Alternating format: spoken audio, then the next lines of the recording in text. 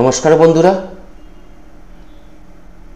সবাইকে স্বাগত জানাচ্ছি MK trading and academy for the stock মার্কেটের official YouTube channel MK trading বেলদাতে। আজ 6 ফেব্রুয়ারি। আজকের ভিডিও হচ্ছে 7 ফেব্রুয়ারি 2025-এর জন্য। 7 ফেব্রুয়ারি উইকলি এক্সপায়ারি আছে, যা কিছু ক্যান্ডেল তৈরি হবে, উইকলি বেসিসে তৈরি হবে। তো নিফটি ব্যাংক নিফটি আজকে কীভাবে ট্রেড করেছে এবং আগামীকাল কীভাবে ট্রেড করতে পারে তার জন্য অ্যানালাইসিস করতে আপনাদের সামনে এই ভিডিও উপস্থাপিত করতে এলাম। নিফটি যদি আজকে আমরা ট্রেডিং দেখি, নিফটি সবাই দেখেছেন আজকে নিফটিতে খুব ভালো মুভমেন্ট হয়নি।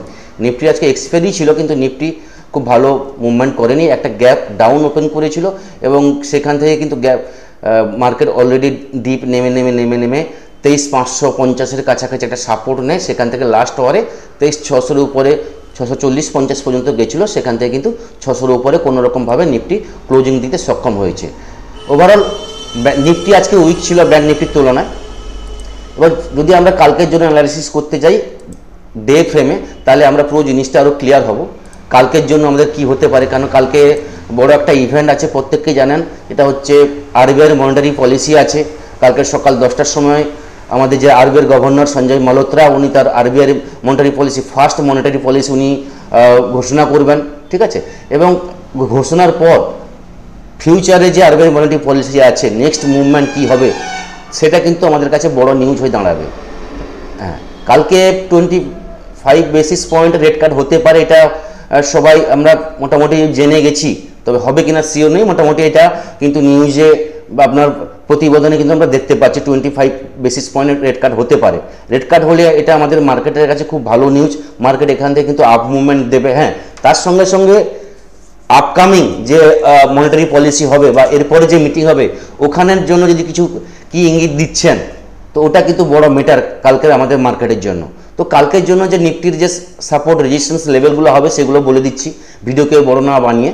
তো তার আগে একটা জিনিস বলে দেবো আপনাদেরকে, এটা হচ্ছে এমকে ট্রেডিংয়ের ডিসক্লেমার দেখে আপনারা ট্রেড করুন। এমকে ট্রেডিং আপনাদেরকে বাই বা সেলের রেকমেন্ডেশন করে না। এমকে ট্রেডিং যা ভিডিওতে আপনাদের ইনফরমেশন দিচ্ছে বা যে লেভেল আপনাদের এখানে প্রোভাইড করছে, টোটালটাই হচ্ছে এডুকেশন পারপাসের জন্য। কালকে নিফটির অ্যানালাইসিস করতে গিয়ে আমি বলবো নিফটির যে ফার্স্ট যে সাপোর্ট থাকবে 23,550, এই সাপোর্ট আমাদের কাছে আজকের জন্য খুব বড় সাপোর্ট ছিল। কালকে ওই সাপোর্টটা আমাদের কাছে থাকবে। হ্যাঁ, এর নিচে যদি নিফটি কালকে ট্রেড করা শুরু করে তাহলে কিন্তু 23,430 এবং 23,350 এই লেভেল কিন্তু আমরা নিফটিতে দেখতে পারি। 23,350 খুব বড় সাপোর্ট। এই সাপোর্ট ব্রেক করা খুব মানে সহজেই ব্রেক করবে না, এখান থেকে কিন্তু একটা বাইয়ের চান্স আসবে 23,350 যদি এই লেভেলে কালকে নিফটি আসে, ঠিক আছে। যদি নিফটি এই লেভেলে না আসে, এখান থেকে মার্কেট গ্যাপ আপ ওপেন করে মার্কেট যদি উঠে যায়, তাহলে নিফটিতে আমরা বাই করব 23,670 কি 80 লেভেল যতক্ষণ না ক্রস করছে। এই লেভেলের উপরে নিফটি ট্রেড করা শুরু করলে আপ ট্রেন্ডের জন্য আমরা ট্রেড করতে পারি। 23,670-80 গেলে এখান থেকে কিন্তু আপ ট্রেন্ডের জন্য যে ট্রেড করব তার যে টার্গেট থাকবে 23,775, 23,800, এটা হচ্ছে ফার্স্ট টার্গেট। এবং 23,800 হচ্ছে একটা বড় রেজিস্ট্যান্স, যেটা আজকের জন্যও ছিল। আজকে তো এখানে যেতেই পারেনি। এবার 23,800 থেকে কিন্তু সেলার কিন্তু বসে আছে, এখানে এক চান্সে ক্রস করতে দেবে না সেলার। এখান থেকে কিন্তু প্রফিট বুকিং করে নেওয়া উচিত যারা আপ ট্রেন্ডে আমরা ট্রেড করব। যদি 23,800-র উপরে নিফটি ট্রেড করা শুরু করে মিনিমাম 15 থেকে 20 মিনিটস, তারপরে কিন্তু আপ ট্রেন্ডের জন্য আমরা যাব, যেখানে 23,920 এবং 24,050 এই লেভেলের জন্য ট্রেড করব। এই লেভেলগুলো আমরা কালকে দেখতে পারি, 24,050 এবং 24,200 লেভেল দেখতে পারি যদি আরবিআইয়ের ঘোষণা খুব ভালো আসে। এটা হয়ে গেল নিফটি সাপোর্ট রেজিস্ট্যান্স। আশা করি আপনারা ক্লিয়ার হতে পেরেছেন। ব্যাংক নিফটির যদি আমরা সাপোর্ট রেজিস্ট্যান্স এখানে দেখতে যাই, তাহলে বলবো যারা আপনারা যে লেভেলগুলো বলছি চাইলে আপনারা নোট ডাউনও করে নিতে পারেন। ব্যাংক নিফটি আজকে ক্লোজিং দিয়েছে কালকের উপরে।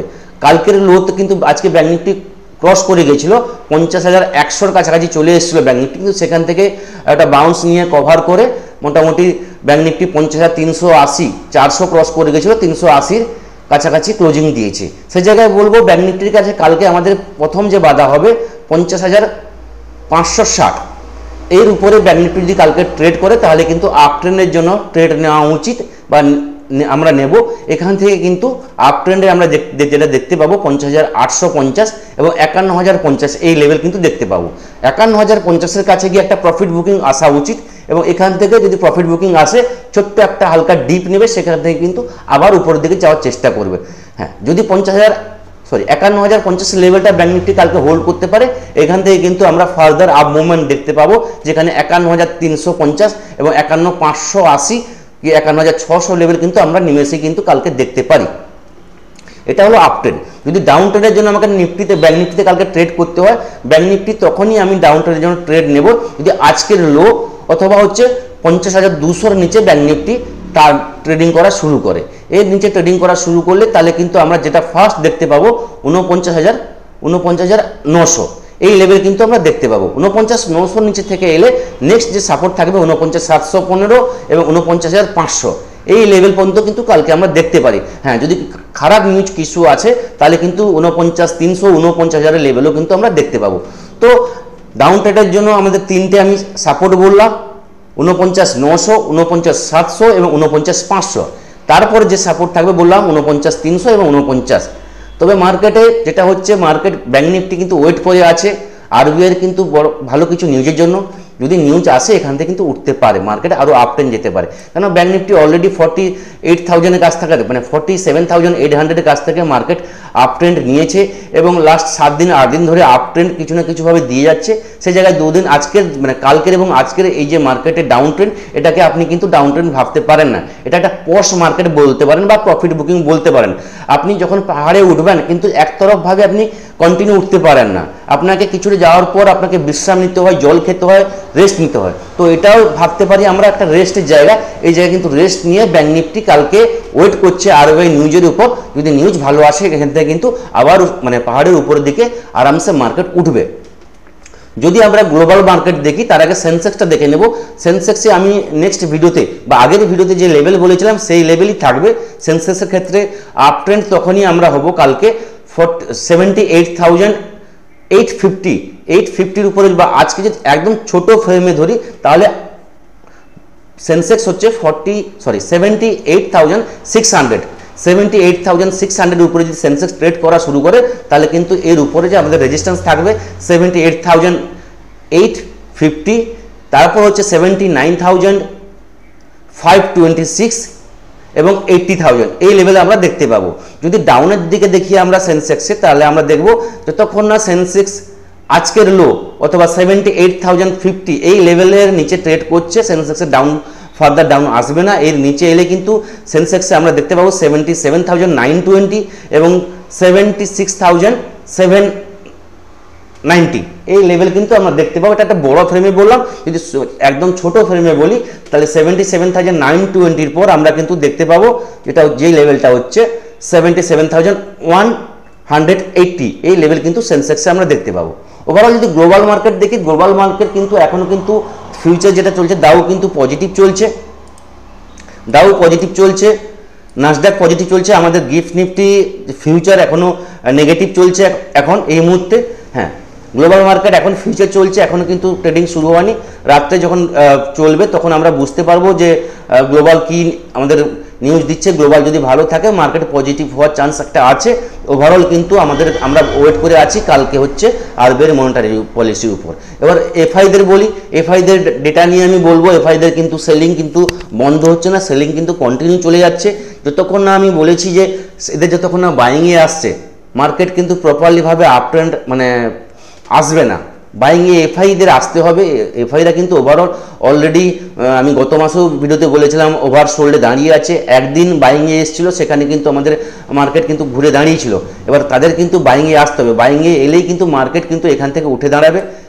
সমস্ত কিছুর উপরে বলবো আরবিআই মনিটারি পলিসি, এটা আমাদের কাছে কালকের জন্য খুব বড় নিউজ। এই নিউজ পজিটিভ এলে মার্কেট কিন্তু এখান থেকে ঘুরে দাঁড়াবে, এটা সবাই মোটামুটি আমরা জানি। কালকের কিন্তু 10টার পর মার্কেটে মুভমেন্ট হবে, বিশেষ করে ব্যাংক নিফটিতে, কেন এটা ফিনান্সিয়াল ব্যাপার। তো ব্যাংকিং সেক্টর, ফিনান্স সেক্টর মার্কেটে কালকে মুভমেন্ট আসবে। নিউজ বেস, নিউজ আরবিআইয়ের ঘোষণা ভালো হলে মার্কেট কিন্তু মুভমেন্ট আসবে। সবাই কিন্তু ভালোভাবে ট্রেড করবেন, সাবধানে ট্রেড করবেন। নেক্সট ভিডিওতে আপনাদের সঙ্গে আবার দেখা হবে। থ্যাংক ইউ, ধন্যবাদ।